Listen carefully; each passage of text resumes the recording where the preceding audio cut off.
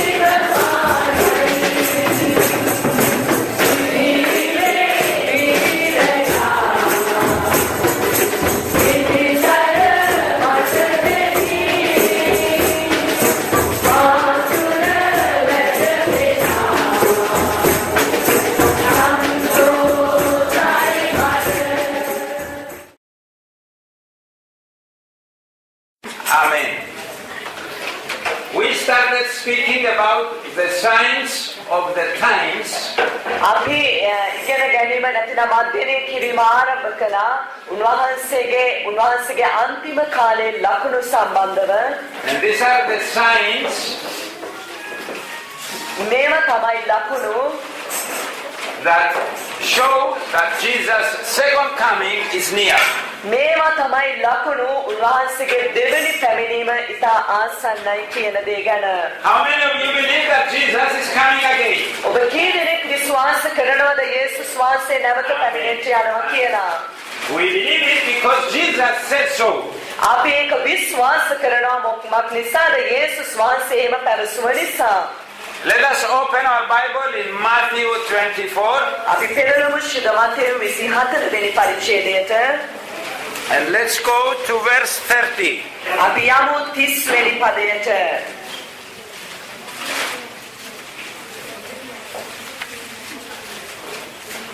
Matthew 24 verse 30. Keep your Bible open in Matthew 24.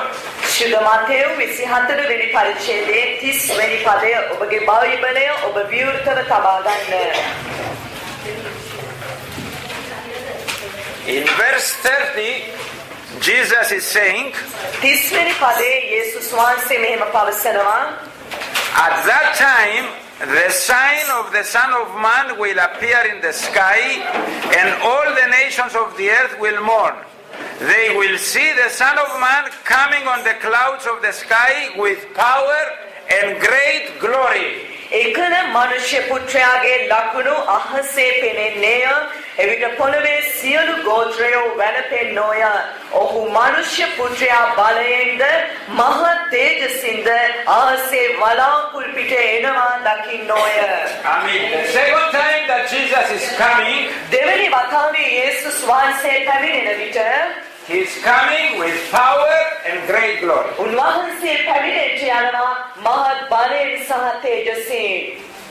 So Jesus says, I am coming, but I'm coming in a different way than the first time that I was born as a little baby in Bethlehem. යේසුස් වහන්සේ පවසනවා මම දෙවෙනි වතාවේ පැමිණෙන්න යනවා. ඒක හරියට උන්වහන්සේ ප්‍රථම වතාවේ පුංචි ලදරුවෙක් වගේ පැමිණියා වගේ නොවේ. ඊට වඩා වෙනස් ආකාරයෙන් කියලා. Amen. And last time we read Matthew 24, 32 to 36. අපි අවසාන වතාවට කලින් වතාවේ අපි දේශනාව කරන වෙලාවේ අපි කියුවා ශුද්ධ මතේයු 24 වෙනි පරිච්ඡේදයේ 32 වෙනි පදයේ සිට 36 වෙනි පදයේ දක්වා. Keep your Bibles in Matthew 24, please. කරුණාකරලා ඔබගේ බයිබලයේ ශුද්ධ මතේයු 24 වෙනි පරිච්ඡේදයේ මත ඔබ විවෘතව තබා ගන්න. Now, Matthew 24, 32 to 36. ශුද්ධ මතය 24 වෙනි පරිච්ඡේදයේ 32 වෙනි පදයේ සිට 36 වෙනි පදයේ දක්වා Jesus is speaking. යේසුස් වහන්සේ මෙතන කතා කරනු ලබනවා. He says, now learn this lesson from the fig tree. As soon as its twigs get tender and its leaves come out, you know that summer is near. Read here, read this. අන්තිකා ගහේ උපමාව ඉගෙන ගන්න.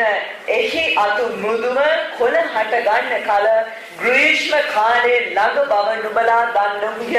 And he continues. වහන්සේ දිගටම පවසනවා. Even so, when you see all these things, you know that it is near, right at the door. I tell you the truth, this generation will certainly not pass away until all these things have happened. එසේම නුඹලා මේ සියල්ල දකින කල උන්වහන්සේ දොරටු සමීපේ බව දැනගන්න. සබවත් නුඹලාට කියමි මේ සියල්ල සිදුවන තුරු මේ පරම්පරාව පහව නොයන්නේය.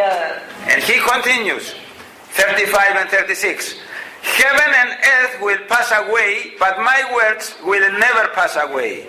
No one knows about that day or hour, not even the angels in heaven, nor the Son, but only the Father. ආහසත් පොළවත් පහවන්නේය.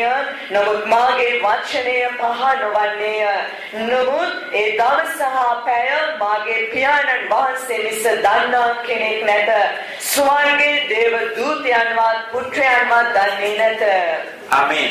Jesus says, you must know the signs that the time I will come is near. ඔබ යේසුස් වහන්සේ පවසනවා මම එන්නව කාලය ඒ කාලය ආසන්න බවට නුඹ මේ ලකුණු තුලින් දකිය යුතුයි කියලා. But don't try to calculate and say the day and the hour of my coming, because no one knows. නමුත් උන්වහන්සේ කියනවා නුඹ මේකට ගණන් නිවි බලන්න එපා කවදද කොයි වගේද කොයි කාලෙද කියලා. නමුත් උන්වහන්සේ කියනවා කිසි කෙනෙක් දන්නේ නැහැ උන්වහන්සේ කවදද පැමිණෙන්නේ යන්නේ කියලා. Jesus says it is wrong to try and say from now Jesus is coming on this day of the month. යේසුස් වහන්සේ පවසනවා ඒක ඊටම වැරදි දෙයක්. මම මේ දවසේ මේ දිනේ මේ වගේ එනවා කියලා කවුරු හරි පවසනු ලබනවා නම්. But he says it is important to know the signs so you can understand if the time is near. නමුත් උන්වහන්සේ පවසනවා ඒක ඊටම වැදගත් ඔබ දැන ගැනීම මේ ලකුණු තුලින් උන්වහන්සේගේ පැමිණීම ආසන්න බවට. And then he says this very important thing. දැන් උන්වහන්සේ මේක පවසනවා ඒක ඊටම වැදගත් දෙයක්. When you see all these things happening, that generation will be the generation where that will see me coming for the second time. දැන් උන්වහන්සේ පවසනවා මේ ලකුණු සිදුවන බවට නුඹලා දකින විට නුඹලා දැනගන්න යනවා මේ පරම්පරාව තමයි උන්වහන්සේගේ දෙවෙනි පැමිණීම දකින්න යනා වූ පරම්පරාව කියලා. And the big question is, are we in that generation? දැන් මෙතන මතුවෙන විශාල ප්‍රශ්නාර්ථය නම් අපි මේ පරම්පරාවට අයිති අයද? Are we the generation that will see the second coming of Jesus? යේසුස් වහන්සේගේ දෙවෙනි පැමිණීමට අයත් වන්නා වූ පරම්පරාව අපිද? That is the big question that we have to answer because we have to be prepared. මේක තමයි අපිට උත්තර සපයන්න තිබෙනා වූ විශාල ප්‍රශ්නය. මක් නිසාද අපිට සිද්ධ වෙනවා මේක සඳහා සූදානම් වනු ලබන්න. And before I move on, just to remind you one more thing that we checked from the Bible last time. ඊළඟ කොටසට යොමු වෙන්න ප්‍රථම අවසාන වතාවට අපි දේව වචනේ තුලින් අපි දැනගත්තා වූ කරුණ ඔබට පවසනවා. In the Bible, a generation is between 40 years up to 100 years. දැන් පරම්පරාවක් තිබෙනා වූ කාල සීමාව තමයි 40 සිට 100 ගාන දක්වා තිබෙනා වූ කාල සීමාව. Remember that at the back of your mind? නැවත වතාවක් ඔබගේ මතකයේ පිටුපස්සට ඔබ යන්න. Because if we are this generation, මක් නිසාද අපි මේ පරම්පරාවේ අය නම් and we know that Jesus is coming in our time, අපි දන්නවා නම් උන්වහන්සේ ඔබ මගේ කාලේ පැමිණෙන්න යන්නේ කියලා. we have to be ready. අපිට සිද්ධ වෙනවා ඒ සදා සූදානම් වෙන්න. Amen. ආමේන්. Okay, let's go and see the words of Jesus from the beginning of Matthew 24. අපි දැන් උන්වහන්සේගේ මේ දේවල් අපි මතෙව් ආරම්භයේ සිට අපි බලන්න යමු. Now Jesus spoke about the signs of the time. දැන් යේසුස් වහන්සේ කතා කළා උන්වහන්සේගේ අවසාන කාලේ ලකුණු ගැන. In Matthew 24 until 25. මතෙව් 24 වෙනි පරිච්ඡේදයේ සිට 25 වෙනි පරිච්ඡේදය දක්වා. And the same things are written in Mark 13. ඒ වගේම එමම දේ ලියවිලා තිබෙනවා ශුද්ධ මාර්ක් 13 වෙනි පරිච්ඡේදයේ. And in Luke 21. ඒ වගේම ශුද්ධ ලූක් 21 වෙනි පරිච්ඡේදයේ. I say all these three chapters මේ මම මේ සියලු පරිච්ඡේදයන් ඔබට පවසනු ලබනවා because it is like Jesus speaking here. ඒක හරියට යේසුස් වහන්සේ මේ ස්ථානයේ සිට කතා කරනවා වගේ. And it is like having three video cameras. හරියට වීඩියෝ කරන්නා ඒ කැමරාවන් තුනක් ඉදිරියේ තබලා තිබෙනවා වගේ. Taking Jesus from three different angles. විවිධ කෝණයන් තුලින් යේසුස් වහන්සේව ඡායාරු පටිගත කරනු ලැබීම.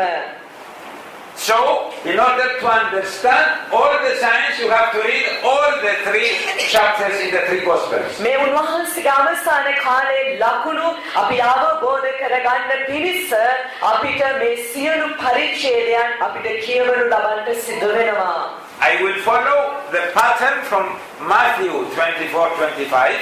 දැන් එතුමා අනුගමනය කරන්නා ඒ ක්‍රමය තමයි ශුද්ධ මතෙව් 24 වෙනි පරිච්ඡේදයේ. This is the order of things that will happen. මේක තමයි ක්‍රමානුකූල ලෙස සකස් වෙලා තිබෙන්නේ කාරණා සිද්ධ වෙච්ච යනව ආකාරය. But whenever I feel the order is better in Luke, we use Luke because it's a different angle of the same things. එතුමාට හැඟෙන විට ඒ පිළිවෙලට යන අවස්ථාවේදී ලූක් පරිච්ඡේදයට ගිය විට ඒකේ තව පිළිවෙලක් තිබෙනවා ඒ අවස්ථාවට සුදුසුයි කියලා ඒ අවස්ථාවේ එතුමා එම පරිච්ඡේදය තුලින් අපිට කතා කරන්න යනවා. And another thing to know, Jesus said these things while he was on the Mount of Olives. දැන් උන්වහන්සේ පවසවා තව කාරණයක් අපි බලන්න යනවා. ඇයි උන්වහන්සේ ඔලිව කන්දේ සිටිනු ලබන්නේ කියලා. And I will show you the picture later. ඔබට පසු මම ඡායාරූපයක් සම්බන්ධව පෙන්වනු ලබන්නම්. And this is the second longest sermon that Jesus said, that Jesus spoke. මේක තමයි උන්වහන්සේ දෙවෙනි වතාවට කතා කළ දීර්ඝ කතාව වනු ලබන්නේ. The Sermon on the Mount is the longest one. ඒ ඔලිව කන්දේ කළ උන්වහන්සේගේ දීර්ඝ අනුශාසනාව. This is the second longest teaching, continuous teaching of Jesus. මේක තමයි උන්වහන්සේගේ දෙවෙනි දීර්ඝම අනුශාසනාව වෙනු ලබන්න යන්නේ. And it's the longest prophetic message in the New Testament after Revelation. අලුත් ගිවිසුම තුල තිබෙනා දීර්ඝතම අනාගත ගැන පැවසීමේ ඒ අනුශාසනාව එළිදරව්වට ප්‍රථම තිබෙනා දේ මේ මතෙව් පොත තුල තිබෙන්න යනවා. So it is important to study. ඒක නිසා ඒක ඉතාම වැදගත් අපි අධ්‍යයනය කිරීම. Amen. Okay, let's take verse 1. දැන් අපි පළවෙනි පදේ ගමු. Before I move, can someone bring me the picture of Jerusalem from there, please? Yes, yes. If it's stuck.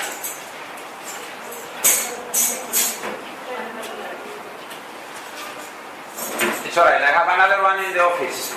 Can someone bring? Okay.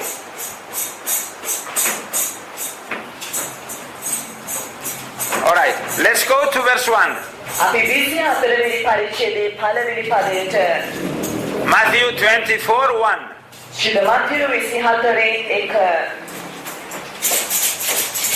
Jesus, just leave it there, please. Leave it there. Yes, thank you. Jesus left the temple and was walking away when his disciples came up to him and called his attention to its buildings. යේසුස් වහන්සේ දේව මාලිගාවෙන් නික්ම යන කල මාලිගාවේ ගොඩ නැගිලි උන්වහන්සේට පෙන්වන පිණිස ගෝලයෝ උන්වහන්සේ ළඟට ආවෝය. The disciples of Jesus were admiring the temple. දැන් යේසුස් වහන්සේගේ ගෝලයන් දේව මාලිගාව ගැන අගය කරමින් වර්ණනා කරමින් සිටියා. It was really beautiful. ඒක ඇත්තටම ලස්සන ස්වභාවයේ තිබුණා වූ ස්ථානයක්. And they said to Jesus, look at the beauty of the temple of God. දැන් යේසුස් වහන්සේ ගෝලයන් වහන්සේට පවසනවා බලන්න කොච්චර අලංකාරයක් මේ දේව මාලිගාවේ තිබෙනවද කියලා. Now let us understand about the temple. දැන් අපි මේ දේවස්ථානය ගැන අපි අවබෝධ කරගනිමු. The first temple of God was built by Solomon. දැන් පළමු දේව මාලිගාව සාලමෝන් රජතුමා විසින් දෙවන්වහන්සේගේ දේව මාලිගාව නැතිනම් දේව ගෘහය සාලමෝන් රජතුමා විසින් තමයි ගොඩ නැගුණු ලැබුවේ කරනු It ලැබුවේ. took about 7 years to be built. ඒක වසර 7ක් වැනි දීර්ඝ කාලයක් ගියා ඒක ඉදි කරනු ලබන්න. And it was very beautiful. ඒක ඊටා ලස්සන ස්වභාවයෙන් තිබුණා. And it was standing there for 400 years. ඒක වසර 400ක් තිස්සේ දේව ගෘහය ස්ථානයේ පැවතුණු ලැබුවා. 600 years before Christ, the Babylonians came and they conquered Jerusalem. ක්‍රිස්තුස් වහන්සේගේ පැමිණීමට වසර 600කට ප්‍රථම බබිලෝනිවරු ඇවිල්ලා මෙම දේශය යටපත් කරගත්තා. And they destroyed the temple of Solomon. ඕන් ඒ සලමෝන් රජතුමා ගොඩනැගුවා වූ දේව ගෘහය විනාශ කරලා දැම්මා. And if you remember, they took the people of Israel captive to Babylon for 70 years. ඔබ දකිනවා බබිලෝනියට ඕන් වසර 70කට මෙම ඊශ්‍රායල් සෙනග වහල් භාවයට ගෙන යනු ලැබුවා. After 70 years, they came back to Jerusalem. They were free. නැවත වතාවක් වසර 70කට පසුව ඒ වහල් භාවයෙන් මිදිලා ඔවුන් යෙරුසලමට නැවත පැමිණියා. And they rebuilt the temple. නැවත වතාවක් ඒ බිඳුරු කඩා වැටුණු ගෘහය ඔවුන් ගොඩනගනු ලැබුවා. And the temple, that temple lasted for about 500 years. මෙම ගොඩනැගුවා වූ එම දේව ගෘහය වසර 500ක් වගේ දීර්ඝ කාලයක් පැවතුණු ලැබුවා. Well, after 500 years, it started being destroyed because of the age. ඉන් අනතුරුව වසර 500කට පසුව විවිධ වකවානු තුළ මේකේ විවිධ විනාශයන් සිදුවනු ලබන්නට ගත්තා. And before Jesus was born, King Herod, in order to please the Jews, he took the responsibility to rebuild the temple. දැන් යුදෙවරු සතුටු කරන පිණිස හෙරෝද් රජතුමා මෙම තත්වයට පත් වෙලා තිබුණා වූ දේව ගෘහය නැවත වතාවක් ඔහු ගොඩනගනු ලැබුවා. And until this time that Jesus is speaking with his disciples, 46 years took place and the building was carried on. දැන් මෙම යේසුස් වහන්සේගේ ගෝලයන් උන්වහන්සේ සමග කතා කරන මෙම අවස්ථාව වනතුරු වසර 46ක් වැනි දීර්ඝ කාලයක් ගත්තා වුන් මේක නැවත අලුත් වැඩියා කරනු ලබන පිණිස. Now, this is Jerusalem today. It's not the Jerusalem of the time of Jesus. මේක තමයි අද දවසේ යෙරුසලම ඔබට පෙනෙනා මෙම ඡායාරූපය. ඒක යේසුස් වහන්සේගේ කාලේ තිබුණා වූ යෙරුසලම නෙවෙයි. The temple was on a hill which was the Mount Moriah. මොරායා කියන කන්දේ තමයි මෙම දේව මාලිගාවේ තිබුණේ පාස්ටර් ඔබට පෙන්නනවා වගේ. It is the same place that 2000 years before Christ, Abraham went to sacrifice Isaac. මෙම කන්දේ තමයි ඔබට මතක නම් යේසුස් වහන්සේ පැමිණීමට වසර 2000කට ප්‍රථම ආබ්‍රාහ්මගේ පුත්‍රයාව පූජා කරන පිණිස ගෙන ගියා වූ කන්ද. And the temple was at the place where today it is a Muslim mosque. Can you see this golden dome mosque? ඔබට පේන නැති පාස්ටර් පෙන්නනවා එදා ඒ දේව සභාව නැතිනම් දේවස්ථානයේ තිබුණු තැන අද දවසේ මුස්ලිම් දේවස්ථානයක් ඉදි වෙලා තිබෙනවා. And it was from here up to the end of the world there. ඔබට පේන නැති පාස්ටර් පෙන්නනවා වගේ එම ස්ථානයේ සිට ඒ පෞර කෙළවර දක්වා එම ස්ථානයේ දීර්ඝව තිබෙනවා. But the temple that Herod built was about 60 meters high. දැන් හෙරෝද් රජතුමා ගොඩනැගුවා මෙම දේව ගෘහය උස ප්‍රමාණය මීටර් 60ක උස ප්‍රමාණයක් තිබුණු ලැබුවා. And to help you understand, it was tall like a 20 floors building. ඒකේ උස්ස ඔබට අවබෝධ කරගන්න කොච්චර උස්ස ප්‍රමාණයක්ද කියලා තට්ටු 20ක ගොඩනැගිල්ලක් වගේ. So you have to imagine that there was something big up to here at the time of Jesus. 20 floors.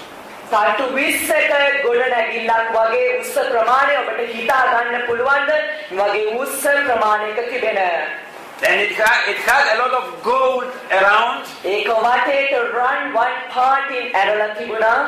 And I read in history, it says that when the sun was rising, there was a great reflection in all area from the temple of God. එම ඉතිහාසය ගැන pastor කියවන වෙලාවේ එතුමා දැකලා තිබුණ ස්ථානයේ දේවල් ඕන් ලියලා තිබුණා. ඊව උදාවන වෙලාවේදී එම run one part වටේට යන නිසා run one part in දිශනේ ඒක බැබළුණා කියලා. Okay, so you understand about the building. දැන් ඔබට එම ගොඩනැගිල්ල ගැන ඔබට අවබෝධ වෙනවා ඇති. The disciples of Jesus said it's beautiful. දැන් යේසුස් වහන්සේගේ ගෝලයන් පැවසුවා ඒක ඉතා ලංකාරයි කියලා. But Jesus sees it in a different way. නමුත් යේසුස් වහන්සේ මේ දැක්කා ඉතා වෙනස් ස්වරූපයකින්. So let's go to verse 2. අපි දෙවෙනි පදයට යමු එම නිසා. And he says, do you see all these things? He asked. I tell you the truth, not one stone here will be left on another. Everyone will be thrown down. නමුත් උන්වහන්සේ උත්තර දෙවි මේ සියල්ල නුඹලාට පෙනෙනවා නොවේද? සබවක් නුඹලාට කියමි. කඩා දමනු නොලබ ගලක් පිට ගලක් මෙහි ඉතුරු නොවන්නේ යයි කීසේක. So Jesus tell them, you see, it's beautiful, but it will not stand. It's going to be thrown down, and no stone will be left upon every stone. දැන් යේසුස් වහන්සේ කියනවා ඔව් ඔබ දකිනවා ඒකේ අලංකාරය. නමුත් මේකේ එක ගලක්වත් ඉතුරු නොවන ස්ථානයට ඒක සම්පූර්ණයෙන් කඩා බිඳදමනු ලබන්නට යනවා කියලා. The disciples were shocked. දැන් ඒ ගෝලයෝ විශ්මයටපත් වුණා. How can Jesus say these things? මේ දේවල් යේසුස් වහන්සේට කොහොමද කියන්න පුළුවන්? So they said, we must ask him. එනිසා ඔවුන් පැවසුවා අපි උන්වහන්සේගෙන් ඇසිය යුතුයි. So as soon as Jesus goes out, දැන් උන්වහන්සේ පිටතට ගිය විගසම දේව මාලිගාවෙන් and they find him alone, they go to ask him. උන්වහන්සේ තනිව සිටිනවා ඔවුන් දැක්කා. ඉන්පසුව ඔවුන් ගියා උන්වහන්සේව හම්බෙන්න. So let's go to verse 3. අපි තුන්වෙනි පදයට යමු. I have to explain about the temple because you will understand why I explained all these things before. දැන් පාස්ටර් පවසනවා එතුමාට සිද්ධ වෙනවා මෙම දේව ගෘහය ගැන පැහැදිලි කරන්න හේතුව ඔබට දැනගන්න ලැබෙවි ඇයි එතුමා මෙම දේව ගෘහය ගැන මෙතන පැහැදිලි කරන්න කියලා. Verse 3. As Jesus was sitting on the Mount of Olives, the disciples came to him privately. Tell us, they said, when will this happen? And what will be the sign of your coming and the end of the age? උන්වහන්සේ ඔලිව කන්දේ වැඩහුන් කල ගෝලියෝ අනිව උන්වහන්සේ ළඟට ඇවි. ඒ දේ කොයි කලක සිද්ධ වන්නේද? ඔබ වහන්සේගේ ඊමට ලෝකාන්තිම එකක් ලකුණු කිනෙක් දැයි අපට කිව මැනවයි කීවෝය. Now, this picture is from the Mount of Olives. දැන් මෙම තිබෙනා පින්තූරය ඔලිව කන්දේ තිබෙනා දෙයයි. So, the disciples and Jesus, this is what they were looking when they were speaking. යේසුස් වහන්සේගේ ගෝලයන් ඔවුන් කතා කරන වෙලාවේ මෙම දේ තමයි ඔවුන් බලමින් සිටියේ. So, as they were looking at the temple, they asked Jesus. දැන් ඔවුන් දේව ගෘහයේ දෙස දේවස්ථානයේ දෙස බලමින් තමයි මම ප්‍රශ්න අසනු ලැබුවේ. When will this happen? මේ දේවල් කවදද සිද්ධ වෙන්නේ? Now, for the disciples, in their mind, they were thinking, if the temple of God is destroyed, දැන් යේසුස් වහන්සේගේ ගෝලයන් ඔවුන්ගේ මනසින් ඔවුන් සිතනු ලැබුවා එම දේව ගෘහය විනාශ වනු ලැබුවොත් that means the end of the world is coming and Jesus is coming back. ඒ කියන්නේ දේව මාලිගාව විනාශ වෙනවා වගේම මේකේ ලෝකයේ අවසානය සිද්ධ වෙනවා. එනම් යේසුස් වහන්සේ පැමිණෙන්න යන උන්වහන්සේගේ පැමිණීම කියලා. It was difficult to think that the world will continue without the temple of God. දැන් ඒක ඉතා අපහසු කාර්යයක් වුණා සිතා ගන්න දෙවියන් වහන්සේගේ ගෘහය නොමැතිව මෙම ලෝකේ තවත් ඉදිරියට දියත් වනු ලබන්න යනවා කියන එක ගැන. So are you with me? ඔබ මා සමගද? I explained some details, maybe it is difficult for some people, but I want you to understand as I move slowly.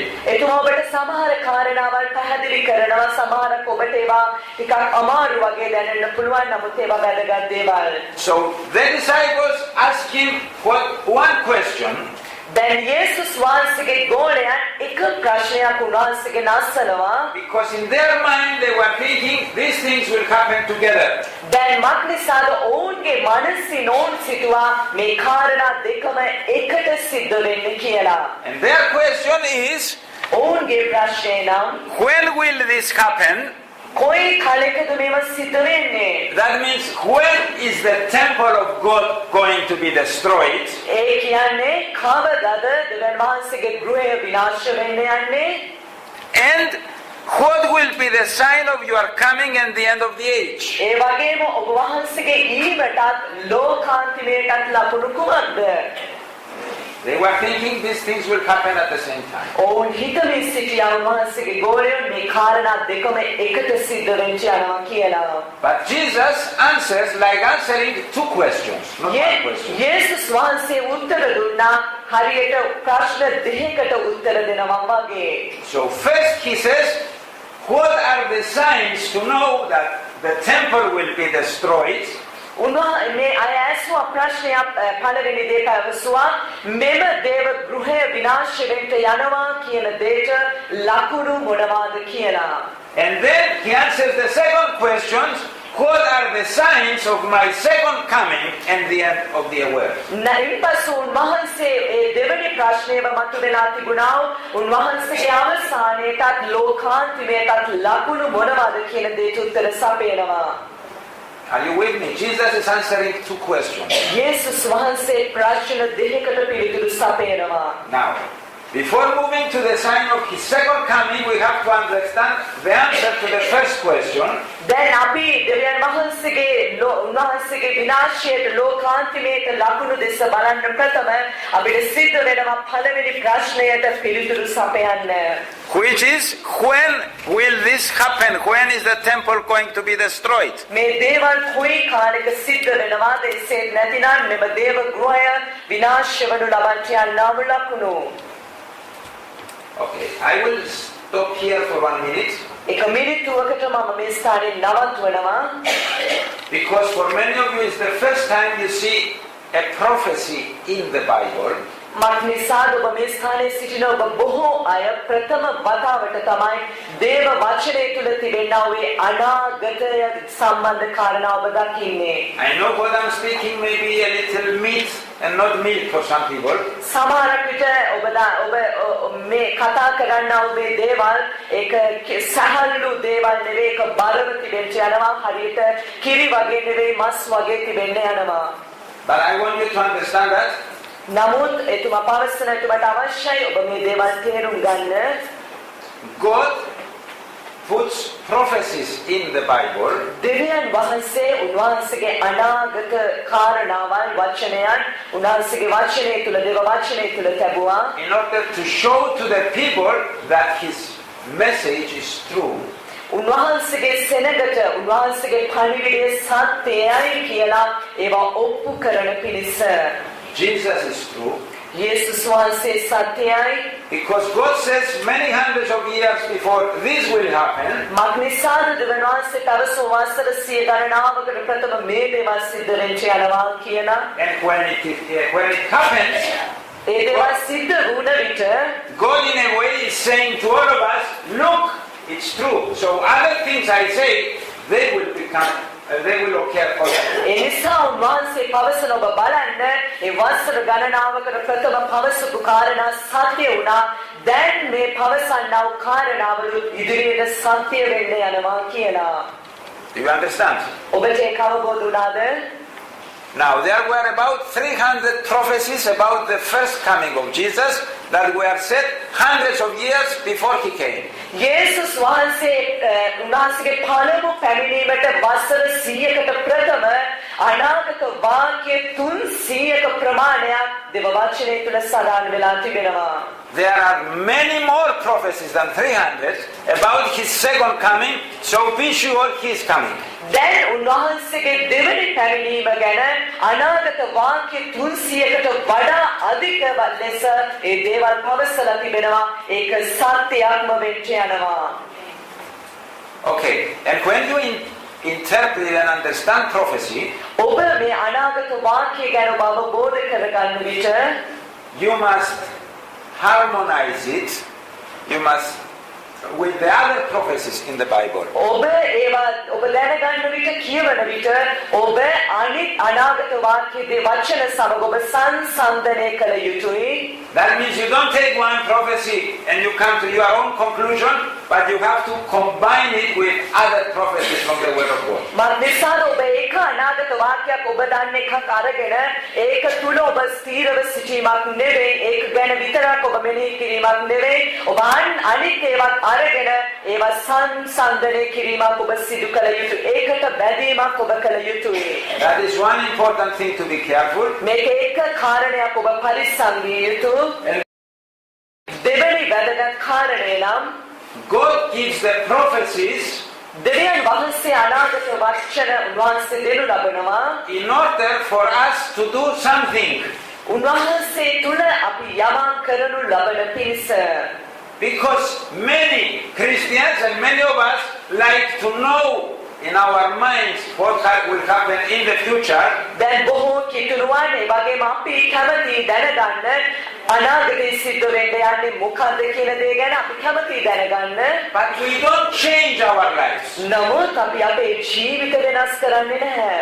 God gives a prophecy in order for us to change. උන්වහන්සේ මේ අනාගත වාක්‍යයන් අපට දෙනු ලබනවා අපේ ජීවිතේ වෙනස් කරගනු ලබන පිණිස. When Jesus says I'm coming again, God wants you to live holy lives and be prepared waiting for him. දැන් යේසුස් වහන්සේ පවසන විට උන්වහන්සේගේ දෙවෙනි පැමිණීම සිද්ධ වෙන්න යනවා කියලා උන්වහන්සේ අපට පවසනු ලබනවා ශුද්ධ ජීවිතයක් ගත කරමින් උන්වහන්සේගේ දෙවෙනි පැමිණීමට අපි සූදානම් විය යුතු බවට. He doesn't want you just to know in your mind, so you say to others, Jesus is coming.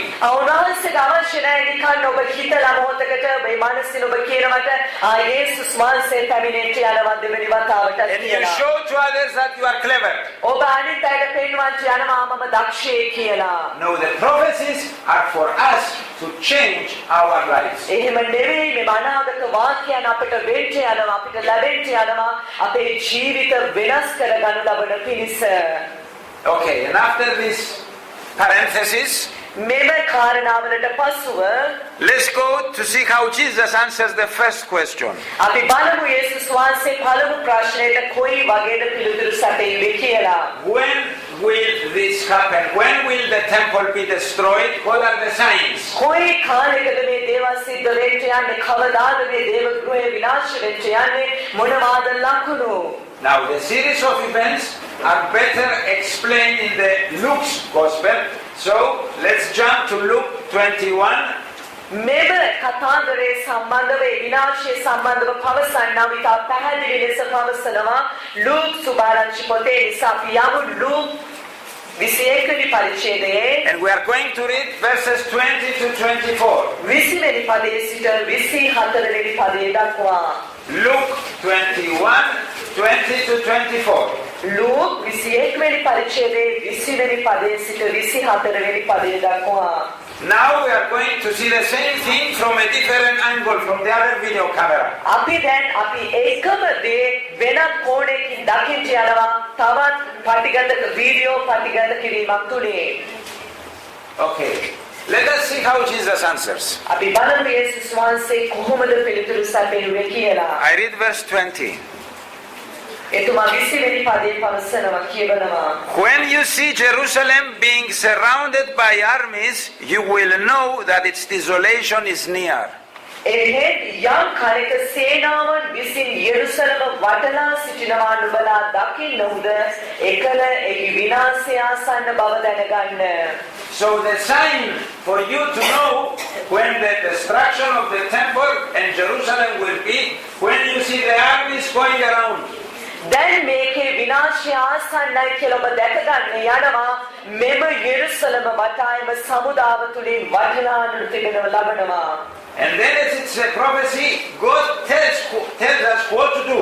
දැන් ඒක අනාගත වාක්‍යයෙන් පවසනවා යේසුස් දෙවියන් වහන්සේ මොනවා කරන්න කියලා අපිට පවසන්නේ කියලා. So in verse 21 he says, then let those who are in Judea flee to the mountains, let those in the city get out, and let those in the country not enter the city. ඒකල යුදේ සිටිනෝ කඳුවලට පලා යතුවා එහි තුල සිටිනෝ පිටතට යතුවා ගම්වල සිටිනෝ එහි ඇතුල් නොවෙතුවා. So Jesus says, when you see the armies of the enemies around the city, run away. දැන් යේසුස් වහන්සේ පවසනවා නුඹලාගේ සතුරන් නුඹලාව වටලාගෙන ඉන්නවා දකින විට නුඹලා ඒව තුලින් පලා යන්න කියලා. And don't stay even in Judea, which is the area around Jerusalem. යෙරුසලම වටා තිබෙනා යුදේ ප්‍රදේශයවත් ඔබ ඉන්න එපා. Go far away. ඔබ ඈතට පලා යන්න. And he explains, උන්වහන්සේ ප්‍රකාශ කරනවා පැහැදිලි කරනවා. for this is the time of punishment in fulfillment of all that has been written. මක්නිසාද ලියන ලද සියල්ල සම්පූර්ණ වන පිණිස ඒ දවස් පරිගැනීමේ දවස් වන්නේය. How dreadful it will be in those days for pregnant women and nursing mothers. There will be great distress in the land and wrath against these people. ඒ දවස්වලදී ගර්භණීටත් කිරිදෙන ස්ත්‍රීටත් දුක් වේ. මක්නිසාද දේශයේ පිට මහා දුක් වේදනාද මේ සෙනගකඩේ උදහසද වන්නේය. They will fall by the sword and will be taken as prisoners to all the nations. Jerusalem will be trampled on by the Gentiles until the times of the Gentiles are fulfilled. ඔහු කඩුමුහතින් වැටෙන්නෝය සියලු ජාතීන් අතරට වහලුන්මෙන් ගෙන යනු ලබන්නෝය. ජාතීන්ගේ කාලවල් සම්පූර්ණ වන තෙක් යෙරුසලම අන්‍ය ජාතීන් විසින් මඩිනු ලබන්නේය. Okay, Jesus said this යේසුස් වහන්සේ මේ දේවල් පැවසුවා on the year 33 AD, that's 33 years after Christ. දැන් යේසුස් වහන්සේ On the year 33. වසර 33කට Can you repeat? Today we have 2012. අපිට තියෙනවා අද දැන් අපි මේ වර්ෂය 2012 වර්ෂය. Jesus said these words on year 33. දැන් මේ දේ පැවසුවා 33 වෙනි වර්ෂයේදී තමයි මේ දේවල් පැවසුවේ. When was his prediction fulfilled? උන්වහන්සේගේ මේ වද වේදනා විඳීමේ කාලය සම්පූර්ණ වෙන්නේ කවදාද? පීඩා විඳීමේ කාලය. About 40 years later, වසර 40කට පසුව in the year 70, වසර 70දී the Jews, they did a rebellion against the Romans. රෝමවරුන්ට විරුද්ධව මේ යුදෙවරු කැරලි ගැසුවා. And the armies of the Romans came and they surrounded Jerusalem. දැන් මේ රෝම හමුදාවෙන් ඇවිල්ලා මෙම යුදය වටා ඔවුන් වටනු ලැබුවා. And they were ready to capture the city. දැන් ඔවුන් සූදානම්ව සිටියා මෙම දේශය නැතිනම් මෙම ප්‍රදේශය යටපත් කරගන්න නැතිනම් බහල්භාවයට ගන්න. But the Roman leader by the name of Vespasian කියනා රෝම නායකයා, they called him from Rome and they said, you are going to become the next emperor, you have to come to Rome. එනිසා රෝමෙන් ඔවුන්ට ආමන්ත්‍රණය කරා ඔබ රෝමේ ඊළඟ අධිරාජ්‍යයා වෙට යනවා එනිසා ඔබට සිද්ධ වෙනවා රෝමයට නැවත පැමිණෙන්න කියලා. I tell you this detail to remember. ඔබට මේ කාරණා මෙම කරුණ ඔබට පවසන්නේ මේවා ඔබේ මතකයට ගෙනෙන්න. So temporarily he stopped copying around Jerusalem, and he moved out. එම නිසා තාම කාලිකව මෙම යෙරුසලම යටපත් කර ගැනීම වූ නවතුවලා ඔහු පිටතට යනු ලැබුවා. And then his successor, ඊට පස්සේ ඔහු ඒක තුල සාර්ථකත්වය ලබා ගත්තා. a Roman general by the name Titus, ඊට පස්සේ තීතුස් කියනා වූ මෙම රෝම පුද්ගලයා he came, surrounded Jerusalem for long time. දීර්ඝ කාලයකට යෙරුසලම වටා නැවත පැමිණියා. People had nothing to eat, they were starving. ඒ සෙනගට කන්න කිසිම දෙයක් තිබුණේ නැහැ. උන් ගොඩක් පීඩනය විඳිනු ලැබුවා. And then he conquered Jerusalem. ඊට පස්සේ ඔහු යෙරුසලම යටපත් කරගත්තා. He killed and crucified almost all the people from Jerusalem. යෙරුසලමේ සිටියා වූ සියලු සමූහයන්ට පිරිසා ඔහු මරණු ලැබුවා. ඔවුන් විනාශ කරනු ලැබුවා. About 2 million people died. මිලියන දෙකක සෙනග ප්‍රමාණයක් මැරෙනු ලැබුවා මේ හේතුව නිසා. And about 1 million were taken as prisoners and were out of Israel, of the land of Israel. Israel භූමියේ නැතිනම් දේශයේ පිටතට වහලුන් භාවයට රැගෙන ගියා මිලියනයක සෙනගක් පමණ. Remember the words of Jesus. ඔබ මතක ගන්න යේසුස් වහන්සේ පැවසුවා වචන ගැන. At the beginning of verse 24. 24 වෙනි පරිච්ඡේදයේ මුල් පදවල He said, උන්වහන්සේ පැවසුවා they will fall by the sword and will be taken as prisoners to all the nations. ඔවුන් කඩු ගුහතින් මැරුම් කන්නේය. ඒ මනුෂ්‍යයන් ඉතිරි අයව වහල් භාවයට රැගෙන යනු ලබනවා. And it happened. ඒක සිද්ධ වුණා. Now, when the Roman soldiers entered Jerusalem, දැන් රෝම හමුදාව යෙරුසලමට ඇතුල් වුණ විට Titus, their general, wanted them to keep the temple because he wanted to take all the gold from the temple. දැන් රෝම සේවක රෝම මූලිකයෙක්ව සිටියා වූ තීතස්ට ඔහුට අවශ්‍ය වුණා එම දේව ගෘහය විනාශ කරන්න නැතුව තබා ගන්න හේතුව එම දේව ගෘහය වටා තිබුණා වූ රන් ලබා ගන්න පිණිස. But the soldiers, they ran because they had victory. මේ සමුදා බටයන් උන් දිවගියම්වත් නිසා උන්ට ඒ තුල ජයග්‍රහණය තිබුණා. And they put fire. ඔවුන් ගින්න ඇවිලෙව්වයිම භූමිය තුල. So the temple was burned. ඒම හේතුව තුලින් එම දේව ගෘහය පිරිස්සනු ලැබුවා. And you can ask me what happened to the gold. දැන් ඔබට අසන්න පුළුවන් මොනවාද මෙම රන් වලට සිද්ධ වුණේ? Well, the gold melted. හොඳයි එම රන් ඉටි ස්වභාවයට පත් වුණා. And it ran in the joints of the big stones that were through which the temple was built. දැන් මෙම දේවස්ථානයේ ගොඩනැගුවා විශාල ගල් අතරින් ඒවා ඉටි භාවයට පත් වෙලා ඒවා දිගේ ගලන්න පටන් ගත්තා. They were not using cement in the old times. පරණ කාලේ මේවා ගොඩනගෙද්දී ඔවුන් සිමෙන්ති පාවිච්චි කළේ නැහැ. They were putting huge stones one next to the other. ඔවුන් විශාල ගල් දමනවා එකකට එකක් සමීපයේ. So the gold ran between the stones. දැන් මෙම උණු උණා වූ මෙම රන් එම හිඩැස් අතරින් ගලන්න පටන් ගත්තා. So the Roman general said, take stone from stone away, so we take the gold that is between the stones. දැන් මෙම රෝම පාලකයා තීතස් ඔපැවසුවා හොඳයි දැන් ගලින් ගලව අයින් කරලා ඒ මැද්දේ තියෙන රන් ඔබ අරගන්න කියලා.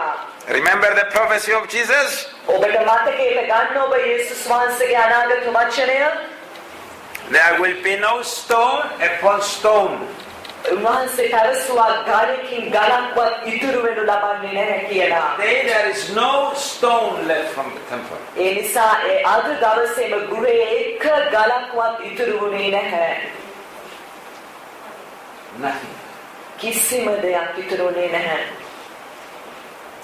They found only the foundation of the temple that was very low. Some stones.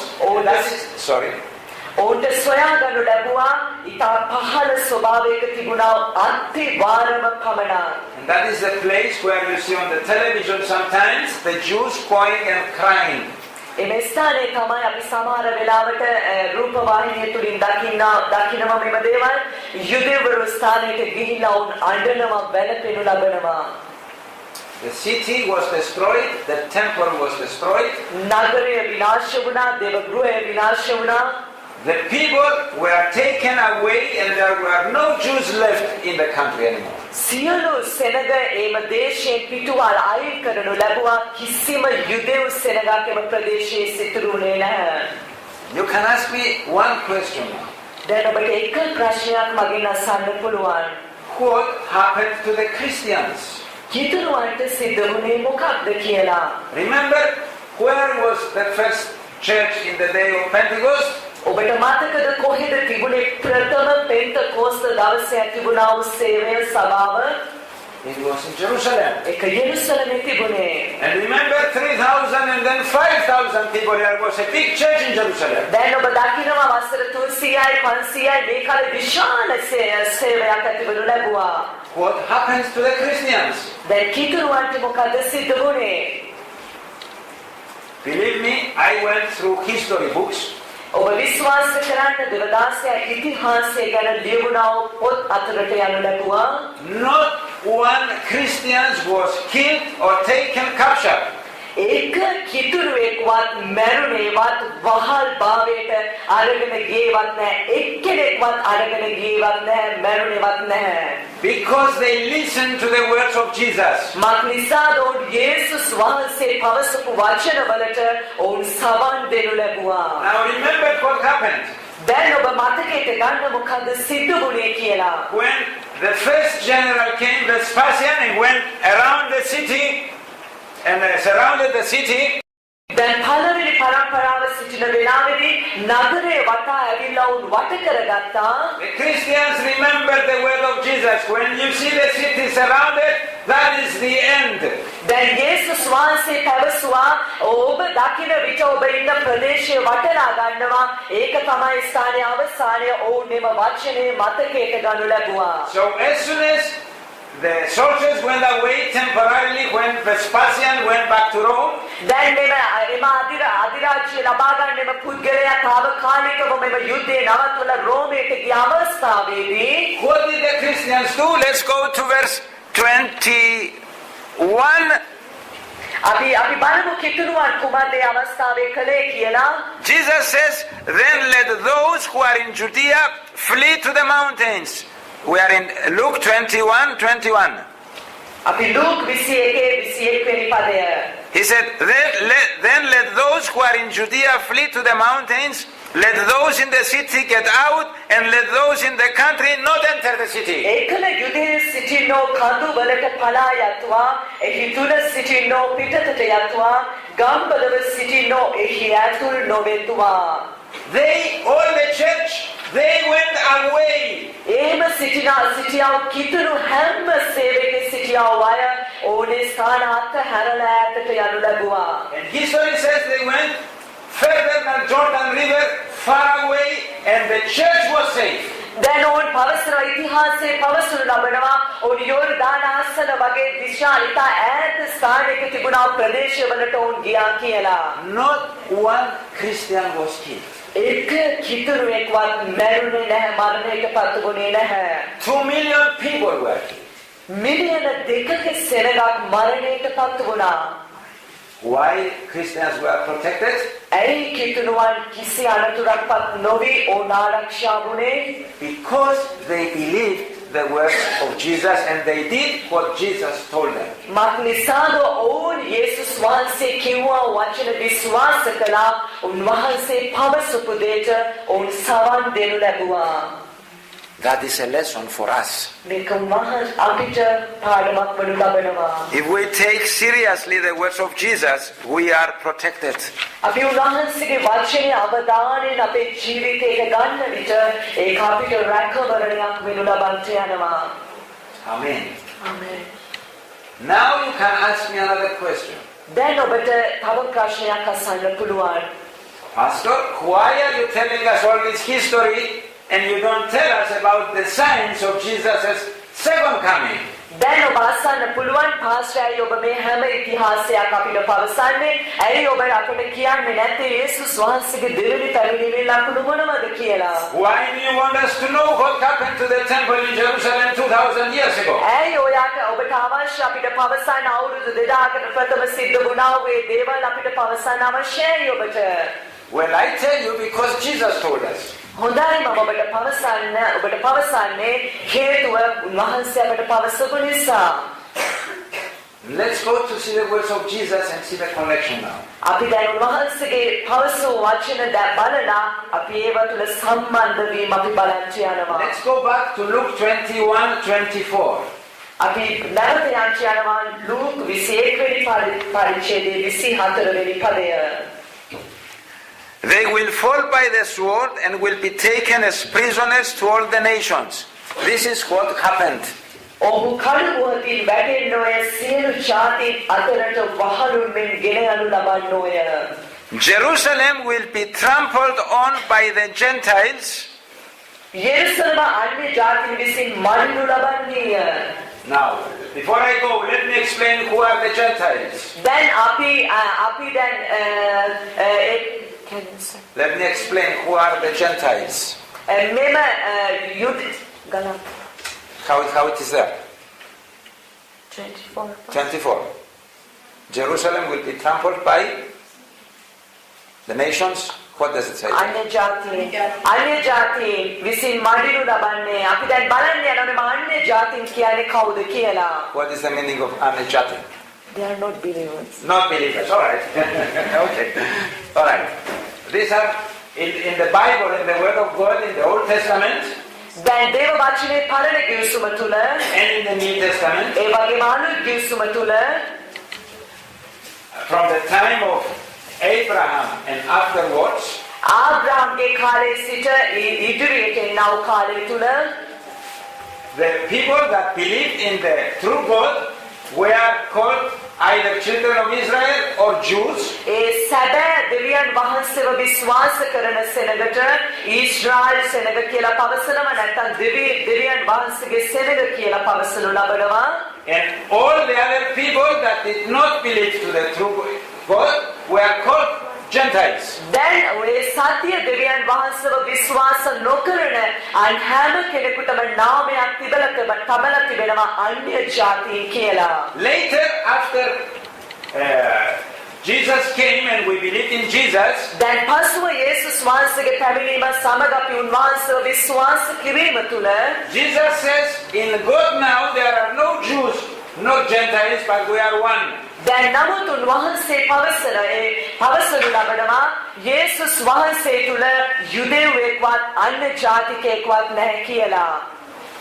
But if you look around us, we are all Christians from Gentiles. දැන් ඔබ අපි වටා අපි බලන විට අපිට දකින්න පුළුවන් අපි හැම කෙනෙක්ම අන්‍ය ජාතීන් අතරින් පැවතුනා වූ කිතුණුවන් පැවතාවා වූ. We are not Jewish Christians, that we are Jewish and became Christians. අපි යුදෙව් කිතුණුවෝ නෙවෙයි. ඒසෙත් නැතිනම් යුදෙව්වරුව ඉඳලා ඕන් කිතුණුවන් බවට පත් වුණා වය නොවේ අපි. You understand now? දැන් ඔබට තේරුණාද? Okay. From the time of the Old Testament දැන් පරණ ගිවිසුමේ කාලය තුල until the year 70 after Christ, ක්‍රිස්තුස් වහන්සේගේ පැමිණීමට පසුව වසර 70කට කාලය Jerusalem was inhabited by the Jews. දැන් යෙරුසලම යුදෙව්වරුන් ඒ ස්ථානය තුල සිටියා. So, Jesus says now, when the Romans took Jerusalem and threw the Jews out in all to other nations, දැන් යෙරුසලමට මෙම යුදෙව්වරු ඇවිල්ලා මෙම යුදෙව් සෙනගව ඔවුන් පිටතට දැම්මට පස්සේ Jesus says, Jerusalem, I'm speaking the second half of verse 24. දැන් අපි ලූක් 21:24 දෙවෙනි කොටස අපි බලන්න යන්නේ. Jerusalem will be trampled on by the Gentiles. යෙරුසලම අන්‍ය ජාතීන් විසින් මඩිනු ලබන්නේය. And then he says something else which is very important. දැන් ඒ පදයටම අදාළ තව ඉතා වැදගත් කොටසක් එම ස්ථානයේ පවසනු ලබනවා. Until the times of the Gentiles are fulfilled. අන්‍ය ජාතීන්ගේ කාලවල් සම්පූර්ණ වනතේ. So Jesus says Jerusalem will be conquered and controlled by the Gentiles. That means by the people that are not Jews. දැන් යේසුස් වහන්සේ පවසනවා යුදෙව් නොවන සෙනග විසේ මෙම යෙරුසලම යටපත් කරනු ලබනවා. Until the time of the Gentiles are fulfilled. ඒ අන්‍ය ජාතීන්ගේ කාලයන් සම්පූර්ණ වනතුරු කියලා. Now you understand why I took and explained everything about the temple, because now Jesus makes a big jump. දැන් ඔබට දැනගන්න ඔබට තේරුම් ගන්න පුළුවන් ඇයි එතුමා මේ වගේ දීර්ඝ දෙයක් ඔබට පැහැදිලි කරේ කියලා. දැන් මේ ස්ථානයේ යේසුස් වහන්සේට තව ස්ථානයකට යනු ලබනවා පැහැදිලි කිරීම. He jumps from the year 70, වසර prediction of the year 70, වසර 70ක කාලයේ සිට for about 2000 years to start explaining the signs of his coming now. දැන් උන්වහන්සේගේ වසර 2000ක දීර්ඝ කාලයක් තුළ උන්වහන්සේගේ පැමිණීම වලතුරු සිදු වෙනා දේවල්. Okay. Jerusalem, let us see the times of the Gentiles that we read in verse 24. 24 අපි කියවෝ මෙම අන්‍ය ජාතීන්ගේ කාලවල දැන් අපි බලමු. I wrote it on the board. Is it clear? ඔබට පැහැදිලිද එතුමා එක සකස් කරලා තිබෙනවා? Can you see it? ඔබට පේනවද පිටිපස්සට? Huh? I will leave it in you to take note later. All right. On the year 70 until the year 330, වසර 70 සිට 330 දක්වා the Romans were controlling Jerusalem. රෝමවරු යෙරුසලම පාලනය කරනු ලබනවා. පාලනය කරමින් සිටියා. Were the Romans Jews? කොහෙද රෝම යුදෙවරු සිටින්නේ? No, they were Gentiles. ඕන අන්‍ය ජාතීන්ව තමයි සිටියු ලැබුවේ. From the year 330 until 637, දැන් වසර 330 සිට 637 දක්වා the Christians, Greeks were controlling Jerusalem. ග්‍රීක කිතුනුවන් එම යෙරුසලම පාලනය කරනු ලබනවා. They were not Jews, they were Gentiles. ඕන යුදෙව් සෙනග නෙවෙයි ඕන අන්‍ය ජාතීන් කොටසක්.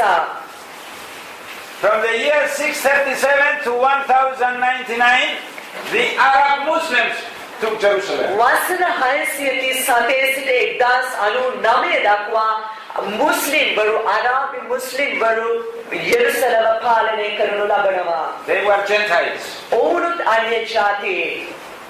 I will read it later, you can copy it. ඔබට මේ වගේ අපි තිබෙනු ලබනවා ඔබට පසුව ලියා ගන්න පුළුවන්. From 1099 to 1244, the Christian crusaders from Europe conquered Jerusalem. දැන් 1900 වසර 1999 සිට 1244 දක්වා යුරෝපීය කිතුරුවන් විසින් ඒක යටපත් කරගනු ලබනවා. They were not Jews, they were Gentiles. ඕනුත් යුදෙව්වන් නෙවෙයි ඕනන්නේ ජාති. From 1244 to 1517, the Egyptian Muslims conquered Jerusalem. 1244 සිට 1517 දක්වා නැවතත් ඊජිප්තු මුස්ලිම්වරු යටපත් කරගනු ලබනවා. They were Gentiles. ඕනුත් අන්‍ය ජාති. From 1517 to 1917, the Turk Muslims conquered Jerusalem. වසර 1517 සිට 1917 දක්වා නැවත තුර්කී මුස්ලිම්වරු යටපත් කරගනු ලබනවා. They were Gentiles. ඕනුත් අන්‍ය ජාති. From 1917 to 1948, British Christians conquered Jerusalem. They were Gentiles. නැවත වතාවක් වර්ෂ 1917 සිට 1948 දක්වා බ්‍රිතාන්‍ය කිතුරුවන් යටපත් කරගනු ලබනවා. In 1948, something happened that only God could do it. 1948 වර්ෂයේ යම් දෙයක් සිද්ධ වුණා. ඒක දෙවියන් වහන්සේට පමණක් කළ හැකිව තිබුණා උදයා. After about 2000 years, God gave the land of Israel to the Jews for something that never happened in history before. වසර 2000කට පසුව වගේ වැනි දීර්ඝ කාලයකට පසුව උන්වහන්සේ නැවත වතාවක් යුදෙව්වරුන්ට ඔවුන්ගේ භූමිය දෙනු ලැබුවා. But in 1948, Jerusalem did not belong to Israel. දැන් නමුත් 1948 යෙරුසලම යුදෙව්වරුන්ට අයිතිව තිබුණේ නැහැ. It belonged to the Palestinians. ඒක පලස්තීනවරුන්ට අයිතිව තිබුණා. From 1948 to 1967, the Palestinians controlled Jerusalem and they were Gentiles. වර්ෂ 1948 සිට 1967 වර්ෂය දක්වා පලස්තීන මුස්ලිම්වරු ඔවුන් යටපත් කරගෙන සිටියා යෙරුසලම ඔවුනුත් අන්‍ය ජාතීන්. In 1967, on the 7th of June, 1967 ජූනි මාසේ 7 වෙනිදා the army of Israel conquered Jerusalem. Israel සමුදාව යෙරුසලම යටපත් කරගත්තා. And for the first time, Jews controlled Jerusalem. ප්‍රථම වතාවට යුදෙව්වරු යෙරුසලම පාලනය කරන්න පටන් ගත්තා. Let's go to verse 24 again. නැවත වතාවක් අපි 24 වෙනි පදයට යමු. 21 ලූක් 21 The second part. දෙවෙනි කොටස 24 දෙවෙනි කොටස. Jesus says, Jerusalem will be trampled on by the Gentiles until the times of the Gentiles are fulfilled. ඔබට දකින්න පුළුවන් සිංහල බයිබලයේ පවසලා තිබෙනවා පාස් ඉස්සලාම පවසපු දේ යෙරුසලම අන්‍ය ජාතීන් විසින් මඩලු ලබන්නේ පාස් ඊළඟට පැවසුව කාරණේ තමයි අන්‍ය ජාතීන්ගේ කාලවල් සම්පූර්ණ වන තේ. When is the time of the Gentiles that is fulfilled? දැන් කවදාද මෙම අන්‍ය ජාතීන්ගේ කාලවල් සම්පූර්ණ වනු ලබන්නේ? 1967. 1967. That is a big sign. ඒක විශාල ලකුණක ආරම්භයක්. Remember, Jesus says, when you see these things happening, ඔබ මතකයට ගන්න යේසුස් වහන්සේ පවසන විට මේ කාරණා සිද්ධ වෙන බවට before one generation goes, that generation, I will come back. ඒ පරම්පරාව නික්මයට ප්‍රථම ඊළඟ පරම්පරාවට ප්‍රථම ඒ අවස්ථාවේ උන්වහන්සේ පැමිණෙනු ලබන්ට යනවා. Amen. So, what happened in the year, now Jesus said these things in the year 33. උන්වහන්සේ මේ පැවසුවා වසර 33 දී. Okay, now we are in the year 2012. දැන් අද දවසේ අපි ඉන්නේ 2012 වර්ෂයේ.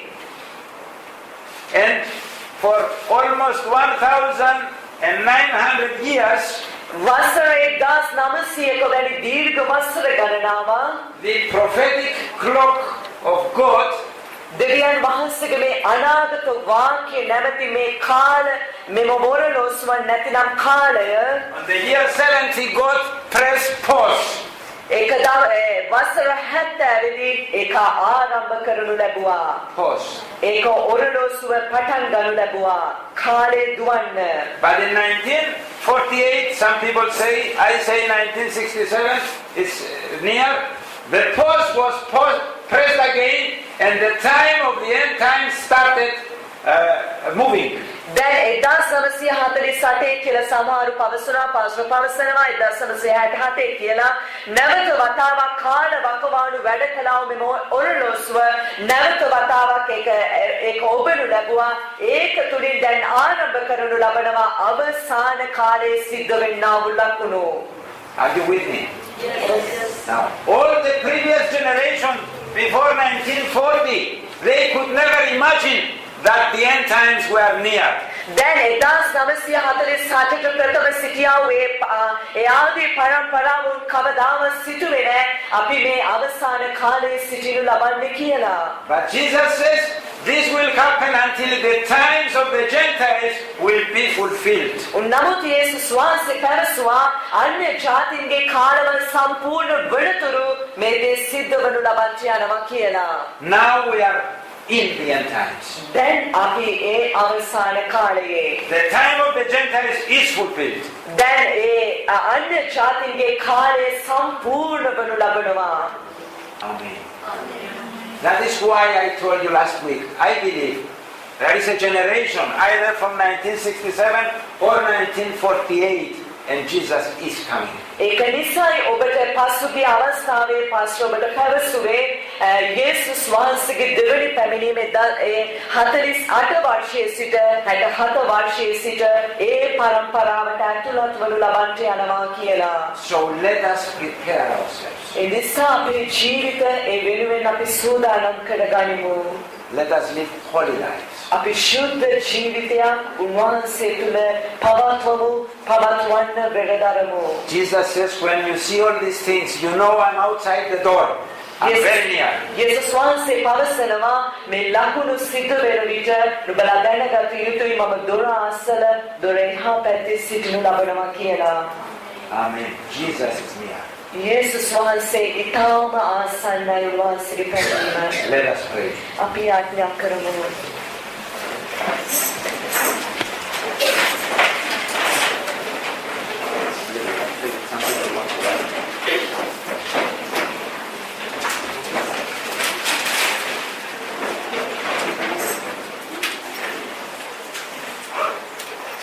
Lord Jesus, thank you because you gave us the signs to know when you will be back again. ස්වාමී යේසුස් වහන්සේ ඔබට ස්තුතිවන්ත වේවා. ඔබ වහන්සේගේ පැමිණීම ගැන ඔබ වහන්සේ දුන්නා වූ ලකුණු නිසා.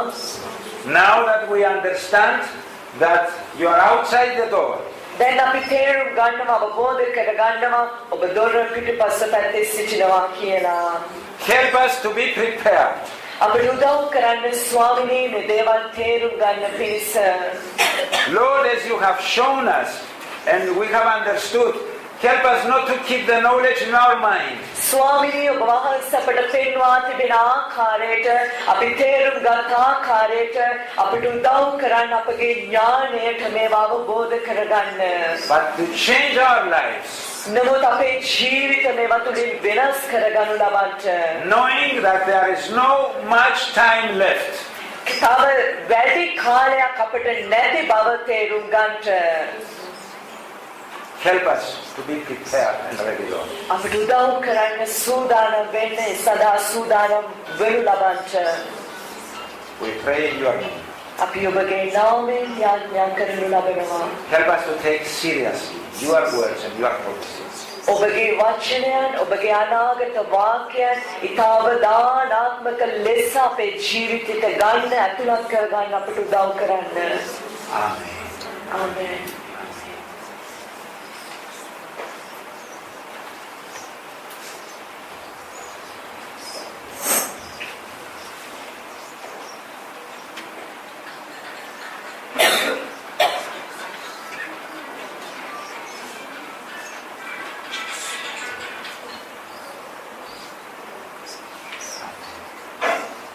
Just close your eyes and ask yourself, am I ready for the coming of Jesus? ඔබ මොහොතකට ඔබේ දෙනට වස්සලා ඔබ උන්වහන්සේගේ නහන්න මම සූදානම්ද මගේ ජීවිතේ සූදානම් වෙනවාද උන්වහන්සේගේ දෙවනි පැමිණීම සිදු වෙන වෙලාවේදී. If not, prepare yourself. ඔබ වහන්සේ උන්වහන්සේ තුළ සූදානම් වනු ලබන්න.